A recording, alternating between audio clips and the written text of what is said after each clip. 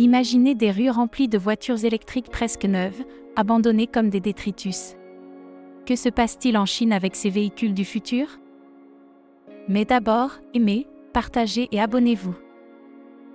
Aujourd'hui, dans « Je vous montre dans 3 minutes », nous explorons le mystérieux cas des voitures électriques abandonnées en Chine. La Chine, leader dans la fabrication et l'achat de véhicules électriques, est confrontée à un phénomène inattendu. Malgré la vente de millions d'unités, beaucoup finissent par être abandonnés.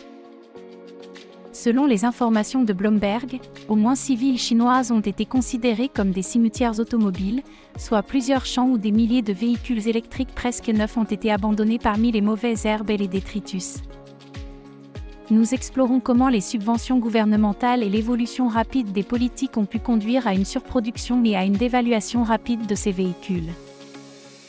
De 2009 à 2022, le gouvernement chinois a alloué plus de 29 milliards de dollars en subventions et extensions d'impôts. Le gouvernement a également aidé les entreprises nationales de véhicules électriques à rester à flot au cours de leur première année en leur attribuant des contrats publics. Ainsi motivés par les subventions gouvernementales, des centaines de constructeurs automobiles de toute la Chine, avec ou sans expérience dans le secteur électrique, se sont lancés dans la fabrication de ces véhicules.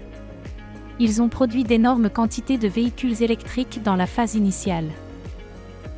Découvrez les histoires derrière certaines de ces voitures, du rêve de mobilité durable à la fin abrupte dans un terrain vide. La plupart de ces véhicules ont été achetés par des sociétés de covoiturage comme Uber, afin d'absorber les stocks croissants de véhicules électriques. Mais si les véhicules électriques n'étaient pas achetés par le grand public, pourquoi continuait-il à les produire? La réponse est très simple: continuer à bénéficier des subventions que le gouvernement accorde pour chaque véhicule électrique vendu. Enfin, en 2019, le gouvernement chinois a commencé à réduire les subventions nationales pour l'achat de véhicules électriques, mais comme prévu, de nombreuses entreprises n'ont pas pu survivre à ce changement de politique et ont fini par faire faillite. Autrement dit, comme tant d'entreprises, même sans expérience préalable, elles ont commencé à produire des véhicules uniquement pour bénéficier des subventions gouvernementales, elles n'étaient pas prêtes à affronter le marché réel sans subvention publique.